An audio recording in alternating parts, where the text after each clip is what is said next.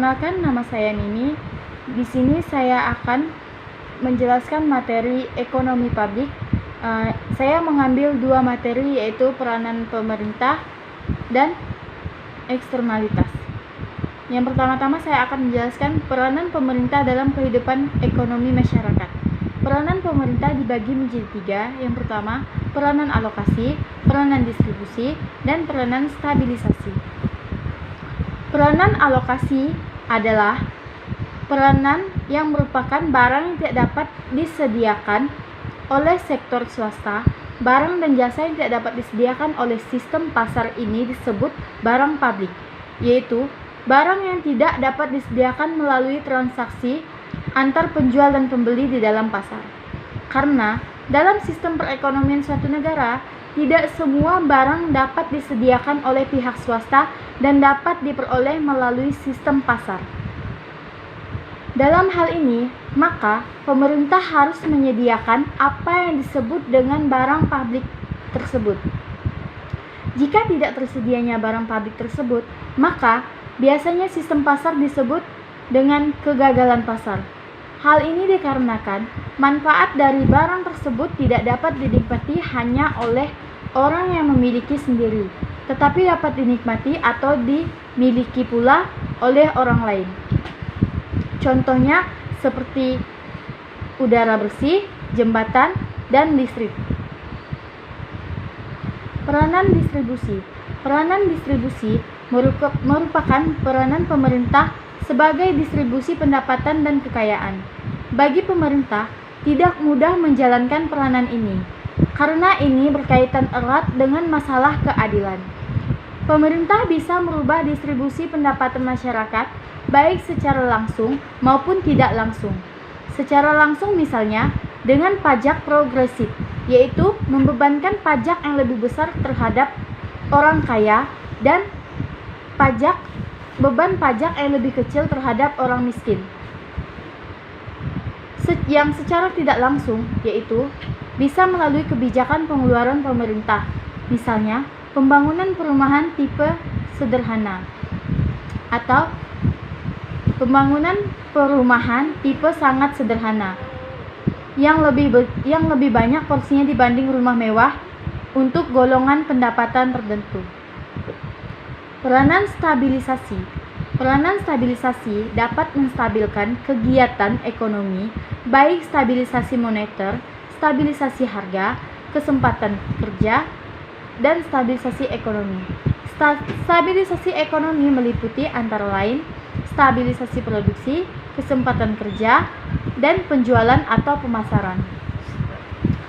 Baik, di sini saya akan menjelaskan materi yang kedua, yaitu eksternalitas.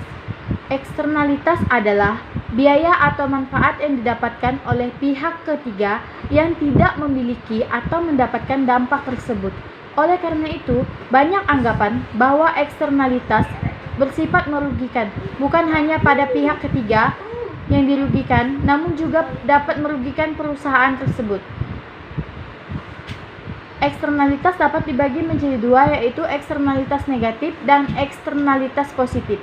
Eksternalitas negatif adalah aktivitas ekonomi yang menyebabkan dampak negatif pada pihak ketiga. Dampak ini muncul pada tahap produksi, distribusi, dan konsumsi dari suatu produk. Rata-rata, eksternalitas berhubungan dengan dampak lingkungan dari kegiatan ekonomi. Eksternalitas negatif umumnya dibagi menjadi dua sisi, yaitu segi produksi dan segi konsumsi. Contohnya itu seperti dampak negatif bagi pertanian dan peternakan, yang meliputi penyalahgunaan antibiotik, deforestasi, dan alih guna lahan. Penyalahgunaan antibiotik dapat menyebabkan imunitas bakteri terhadap antibiotik, sedangkan alih guna lahan, deforestasi, dapat menyebabkan erosi serta berkurangnya lahan subur. Seperti perubahan iklim yang disebabkan oleh peningkatan gas rumah kaca dan dapat mengurangi produktivitas pertanian, mengubah pola cuaca, dan mempengaruhi ekosistem.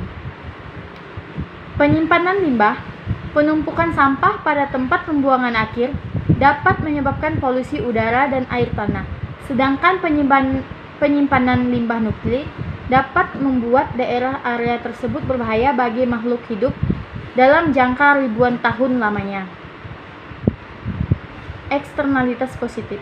Eksternalitas positif adalah aktivitas ekonomi yang menyebabkan dampak positif bagi pihak ketiga, sama seperti eksternalitas negatif.